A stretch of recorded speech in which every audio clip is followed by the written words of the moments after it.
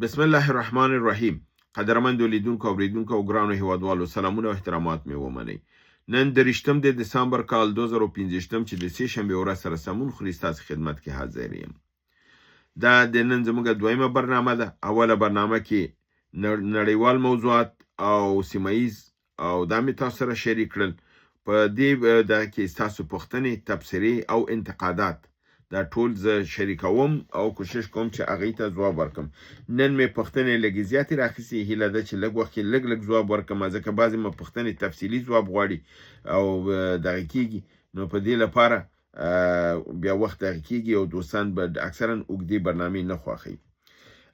محمد یوسف ګلرانی وایي، محمد یوسف ګلرانی 1400 په خې، آیا ترکیه به وکولای شي چې افغانستان او پاکستان ترمنځ کړکېچ لږ کړي؟ نه، فکر نه کوم چې هیڅ قدرت پس له دې کولی شي چې دا کړکېچ کم کړي، تر څو چې دا خپل هغه منطقي انجام ته ونه رسیږي. او هغه منطقي انجام هم دا دی چې خیبر پښتونخوا او بلوچستان خلکو ته به هغې حق ورکول کېږي، ازادي به ورکول کېږي او دوی به بیا خوښه ده چې ځان ته مستقل پاتې کېږي او که د لوی افغانستان کې شاملېږي، دا به یې دوی خپل خوښوي. منتها د پاکستان نه یې جدا کېدل او د پاکستان د ظلمو د حملو نه الوتل دا اول قدم دی. تر څو پورې چې دا مسله حل نه وي، که دغه مونږه سبا باندې معامله حل کو، یعنی کینو د پاکستان سره یو قرارداد امضا کو او تورخم خلاص کو، خو هلته خو کار د مجاهدینو لاس کې دی. بیلې پښتو دغه دی بلوچ لیبریشن آرمي ده، هغه جنګیږي او همدارنګې ټي ټي پي جنګیږي. نو هغې خو حمله کوي. کله چې هغوی حمله کوي نو پاکستان به بیا شکایت کوي چې دا د په ما خو بیا برید وشو، او دا برید خو مخه نه ترکیه نیولی شي، نه ټرمپ نیولی شي، نه افغانستان نیولی شي. بنان که چېرته دې فارمولا ته وګورو، په دې اساس سوله نشي راتللی، ځکه که سوله زه هم کم، جنګ کنټرولول نه زما او نه د ترکیې او نه د امریکې لاس کې نه دی. هغه هلته مجاهدین دي او هغې جنګیږي. نو کله چې هغې جنګیږي نو دا خبره دا ده چې پاکستان به مجبوره ده چې هغې سره کینی خبرو ته، تر څو یو نتیجې ته ورسیږي. ملا محمود اسکزی وایي د پاکستان وضعیت د 2019 او 2020 کال چې افغانستان کې و د هغه په طور او مثال باندې دی. یعنی هلته کله چې داسې حالات ورسېدل، بیا نو ولایتونو سقوط وکړه او نظام هم سقوط وکړه او طالبان بیا راننوتل او نظام یې ونیوه. بالکل وضعیت هماخوا ته روان دی، کاملا که دقیقا هماغه درجې ته نه دی رسېدلی، خو انشاءالله وبه رسېږي او دا کامیابي به مجاهدین ترلاسه کړي. پوپل په نامه ورور ویلي، تاسې د مسلمانانو د وینو تویېدلو تږي یاست، ستاسې دا تنده به کله ماتیږي. زه دې ورونه دا پوښتنه کوم چې نوم خو د پوپل دی، خو خبرې د هندوانو دي، ځکه چې هندوان چې دی د غلامۍ لپاره سر ټیټي او کله چې دښمن پې راځي مقابل کې نه ودرېږي. دا د هندوانو تاریخچه ده او همدا علت دی چې په هندوستان باندې په کلونو په قرنونو حکومتونه شوي دي. تاسو مطلب دا دی چې څه شی چې پنجاب غواړي باید د هغې په مقابل کې څوک ونه درېږي. پنجاب راځي پښتانه وژني، 1,10,000 پښتانه یې ووژل. هغه د وینې تږي وو که موږ د وینې تږي یو؟ موږ دا وینه تویه کړې ده که کمونستان افغانستان ته راغلی دي؟ موږ وینه تویه کړې ده که کمونستان راغلل وینې تویه کړې؟ که امریکایان راغلل، دا خو زموږ مجبوریت و چې باید په مقابل کې ودرېږو. آیا د اشغال په مقابل کې ونه درېږو؟ چې روسان راغلی وی هغې ته هم سر ټیټ کړی وی، چې امریکایان راغلی وی هغه ته هم سر ټیټ کړی وی، او اوس چې پاکستان را باندې یرغل کوي دې ته هم سر ټیټ کړو. زه نه پوهېږم دا په کوم منطق سره تاسو دا کوئ. دا تاسو وایئ چې موږ د وینو تږي یاستو، دا تاسو تږي نه، خو پی ټي ایم غوندې به د مثال یې که نه، خو هغلته بیا په سرور ننوځئ. هماغه قصه ده د مړزک سر په شګه کې خپې بیرون کې وي، بس محفوظ شولم. نو دا خو د پی ټي ایم پالیسي مه کوئ که نه. دا خو تر څو پورې چې ته ونه درېږې، خپل د خاورې نه دفاع ونه کړې، ته خپل ازادي ونه غواړې، تا ته څوک ازادي نه درکوي. بعضې وخت کې جنګ باعث د نجات د ملتونو کېږي او نوی تمدن منځته راوړي، او بعض وخت کې جنګ باعث د تباهي د تمدنونو کېږي.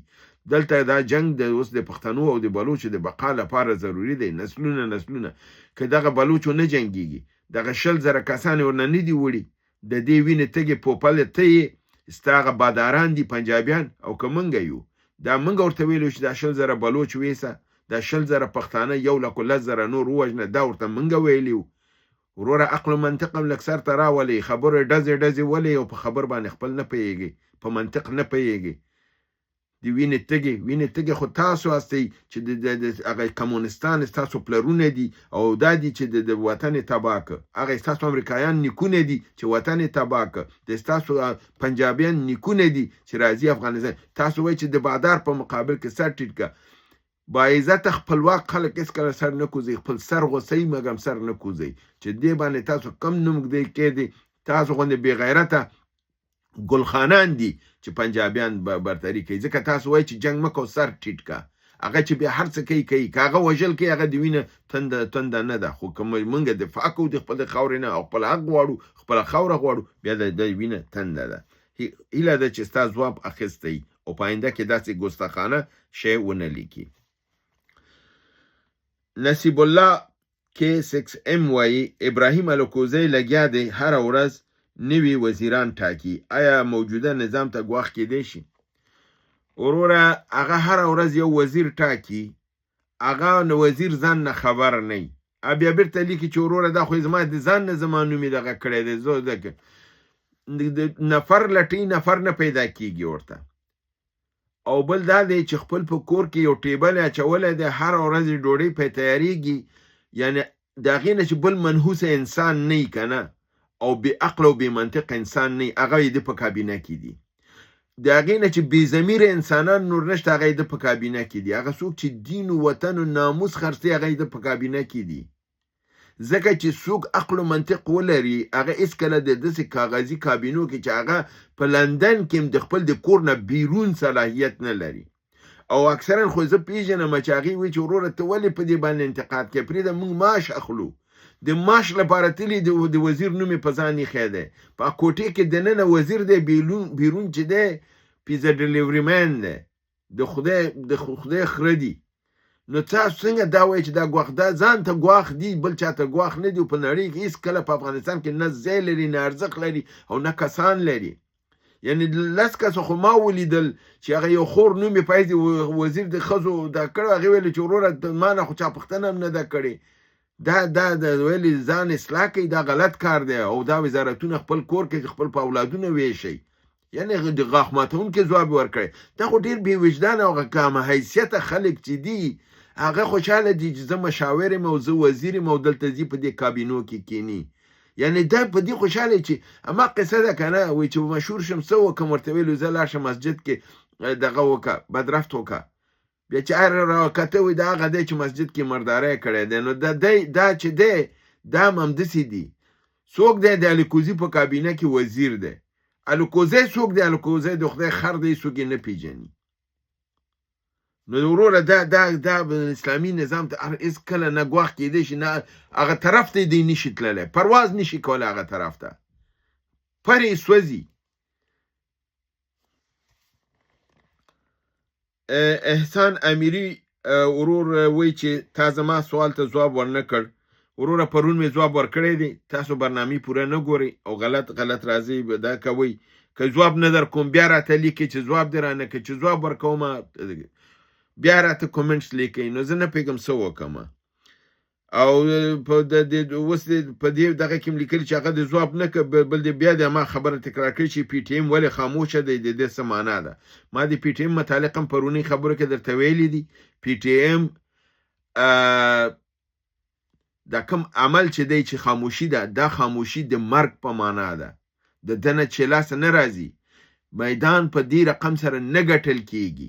دا جنگ د پنجاب نه په دې رقم سره نه ګټل کېږي چې ټول د کور کې ناستې په سرونه د څادرونه اچولي او وایي زه عدم تشدد پالیسي کوم، او که زه وځم ما عیسی نیسي. وروره مبارزه کې خدا ده، خو اولې مه کوه چې که یې بیا چې ودې کړلی، بیا میدان ته راووتلې ودرېدې، بیا مردانه ودرېږه. بیا د خلک چې د راویستل او دغه د جرګه دې پې جوړه کړه، بیا د هغې په فیصلو باندې باید د عمل به دې کړی وی، یوه د عملي نه کړله. په عدم تشدد کې خو هغسې د غفرخان مسیح جوړېږي چې اوس پنجاب بوټان پاکوي. دا د عدم تشدد پالیسي نتیجه ده چې آخر کې به د پنجاب بوټان پاکوي. او که غواړي چې نه آزاد اوسي، خودمختار اوسي او لوی افغانستان دی اوسي، بیا به ټي ټي پی او بیلې غوندې قرباني به ورکوي. درسته ده چې ته ما یخول کړي دي، او یخول دې کړي دي، یخ شول خلک یخ دي، اوس د یخول نه پس ورته ټوپک لاس کې ورکه چې خپل د ځان نه دفاع وکړي، خپل د خاور نه دفاع وکړي او پنجاب د خاورې نه وشړي. عایشه 65K views 6 وی پاکستانی علما فیلډ مارشل سره بیعت کوي.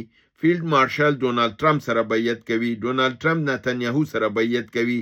هندي علما د ملحدینو سره مناظره ګټي. یعنی اشاره یې هلته ده چې هغه یو عالم دی جاوید اختر سره چې د سینما یو مرتد په سر په نامه مسلمان دی، د په حساب یو بله ښځه د اوزما د هغې دغه دی او ډېر چټي فلمونو کې سره کار کوي. هغې سره چې مناظره کړې وه هغې ګټلې وه. اشاره یې اخواته ده. که څه هم پاکستان پالیسي جوړونکي هندي مسلمانانو ته غلامانو په سترګه ګوري، خو اصل کې غلامان دوی خپله دي. اصل کې غلامان هغه هلته دي. درسته ده چې هغه نظام کې مشکلات ورسره ډېر دي. په هند کې مسلمانانو ته مشکلات ډېر دي، مګم هغوی ولاړ دي، مبارزه کوي، ودرېږي و دا کوي. دا غونده خو نه دي چې د اسرائیل او امریکې ته خرڅ شوي اوسي. او دا ښکاره خبر ده چې جنرال عاصم منیر بیعت د نتنیاهو امریکې ته بیعت دی. نو هر څوک چې نتنیاهو دغه عاصم منیر ته دی هغه یهودانو په صف کې دی، ځکه دا د یهودو ایجنټ دی او د عیسی کې د عایشه خور خبره کاملا دقیقه ده. عزیز خان وایي که تاسو د واتساپ چینل جوړ کړئ ډېر به ښه شي. واتساپ او د ایمیل نمبر مې راولېږئ. ورور نمبر چا سره په دې نه دغه کومه چې کافي نمبر خلکو سره دی، زه چاته رسیدګي نشم کولی چې زنګ جیک نه کړم بیا خفه کېږي. د ده لپاره نمبر او واتساپ چینل په دې نه جوړم چې دا کمې برنامې په دې درې څلورو دقیقې کې کومه. ورور دا په خپله په ما بوج دی، ځکه چې زه په یوازې ځان دا ټول کار کوم. زه بل کس نه لرم چې ما سره کوي. چې برنامې زیاتوي هغې دپاره نفر پکار دی چې حداقل هغه اپلوډینګ او تمنیل او هغه سیسټم دی درته هغه جوړ کړي. که ټول یو نفر کوي بیا دا ممکنه نه ده. نو د لپاره زه ځان ته نور پروګرامونه نه زیاتوم. څومره چې کوم د ورځې شپږو پروګرامه دي هماغه کوم. او دغه دی په تلویزیونونو کې برنامې کوم. دوستانو ویلي کوم تلویزیونونو کې چې برنامې کوي هغه موږ ته وایه. نو په هغې باره کې خبره دا ده چې دغه نن آریانا کې مې برنامه کړې وه، یعنې پرون ورځې په حساب سره بله ورځې 3 برنامې وې، په چینل 1 کې 2 وې او په طلوع کې وه. بله ورځې د هغې نه بیا آریانا کې وه. همدارنګې هره ورځې برنامې چې کله مې په یاد دي درته به یې وایم، کله مې چې فکر نه کېږي ما وبښئ. محمد غوث وایي چې پاکستان په سپین بولدک حمله کړې ده. دا خبره رښتیا ده. په دې ورځو کې نه ده کړې. په کونړ په دنګام یې کړې ده او اوس بیا تازه یو برید دې غاړه بیا کړی، خو په سپین بولدک کې نه دی کړی، تازه نه دی. نو د دې 2-3 ورځو کې داسې کم خبر نشته دی. قدرت الله نادرزی وایي که امارت اسلامي د مهاجرینو وزارت د قشتېپې ځمکې مهاجرینو ته ویش کړي، هم به خلک آرامه شي او هم به قشتېپه آباده شي. بالکل وروره دې حصه کې اسلامي امارت پروګرام لري، برنامه لري، مګر د قشتېپې خلک ځمکه اوله کې د هغې سیمې خلک حق لري. اول به هغې ته دغه کېږي او اسلامي امارت ده کې. او بیا دویم دا دی چې هلته کومې ځمکې ورکول کېږي هغه به د نورو سیمو خلک ته چې هغه په خرڅون باندې ورکول کېږي. که څوک په بیه اخلي ځي تللی شي. د مهاجرینو لپاره څوک چې د کوم ولایت هر ولایت کې حکومت کافي ځمکې لري، په زرهاو په میلیونهاو جریب ځمکې دي. دی کولی شي چې خپل په سیمو کې ورته ورکړي. ضرور نه دی چې ټول په قشتېپې ته واستول شي. سید انور ورور وایي چې اسرائیل او پاکستان دواړه د مسلمانانو بالخصوص د افغانانو دښمنان دي.